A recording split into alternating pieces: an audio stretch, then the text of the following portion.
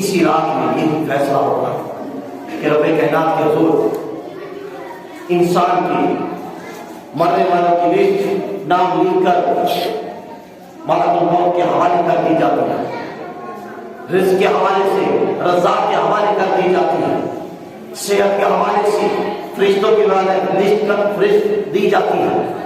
جن کی پیدائش ہونی ہوتی ہے ان کی فرشتوں کے حوالے کر دی جاتی ہے، یہاں تک کہ حضرت عائشہ صدیقہ رضی اللہ تعالیٰ فرماتی کہ حضور سید عالم صلی اللہ علیہ وسلم عبادت میں مصروف تو فرماتی کہ عائشہ جانتے ہو کہ آج کون سی رات ہے؟ عائشہ جانتے ہو کہ آج کون سی رات ہے؟ آج وہ رات ہے کہ اس رات رب کائنات اپنے بندوں کے فیصلے کرتا ہے، آج وہ رات ہے رب کائنات جن کے آپ پیدائش ہونی ہوتی ہے اور ساتھ ہی رب کائنات ان کی رزق، ان کی زندگی اور موت کے فیصلے کر چکا ہو رہا ہے، اور ہاں رب کائنات اس رات کل کی بکریوں کے بعد کے برابر اپنے بندوں کی بخشش و مغفرت فرماتا ہے۔ گویا یہ احادیث مبارکہ اور قرآن کا مسئلہ ہے۔ اب میں ساتھ ساتھ فرمائش بھی پوری کرتا چلوں گا۔ اب یہ توبہ اس عجیب بنتے رات رب کائنات میں کہ رات سانوں دیتیاں تو ساسی یہ سمجھئے کہ سارے لئے غنیمت زندگی سانوں سوڑی دیتی تو مگر چیزاں کری دیتیاں بڑی کم دیا آدھا اربہ دیتیاں،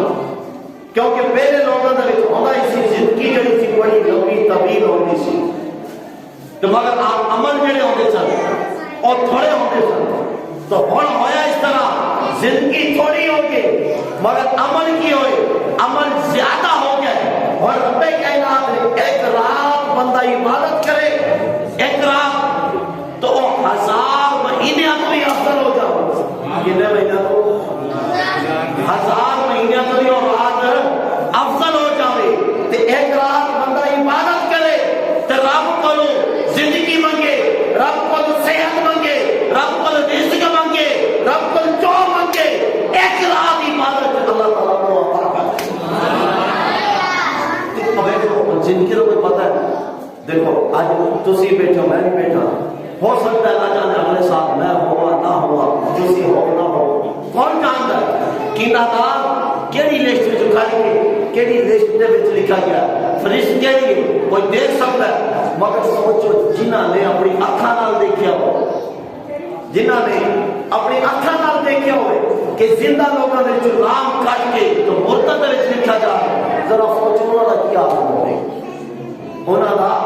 کیا حال ہوگا۔ اور میں بخاری شریف پہلی حدیث بیان کرنا، حضور سید اعظم صلی اللہ علیہ وسلم نے فرمایا، امام بخاری نے باب باقاعدہ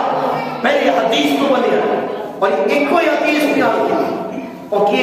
انما الاعمال بالنیات، جو کچھ بھی کرنا ہے جو کچھ بھی کرنا ہے صرف اور صرف نیت جڑی وہ صاف ہونی چاہیے، نیت توبہ کرنی ہے، نیت صاف ہے توبہ قبول ہوگی تو ساری رات اگر تیری نیت صاف ہے رب کو کچھ بھی مانگو وہ ملے گا، اگر تیری نیت ہی نہیں صحیح تو 1000 مہینے 1000 سال لگ گیا مگر کسی کا نہ نماز تیری کھاندی، نہ قرآن، نہ نماز، نہ عبادت، نہ ذکر زکات، کچھ بھی کام دا نہیں۔ کیوں؟ کیونکہ بابا بن شاہ رحمۃ اللہ علیہ نے فرمایا، آپ فرماتے ہیں جے رب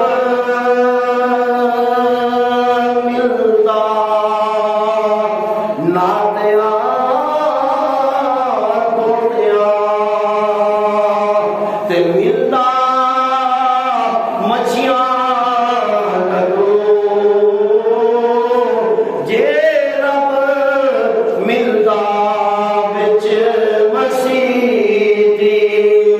ملتا چار چڑی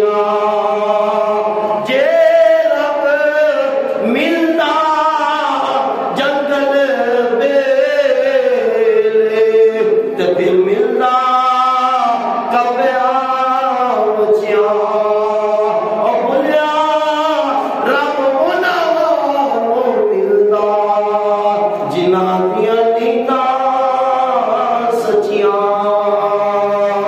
اگر نیت سچی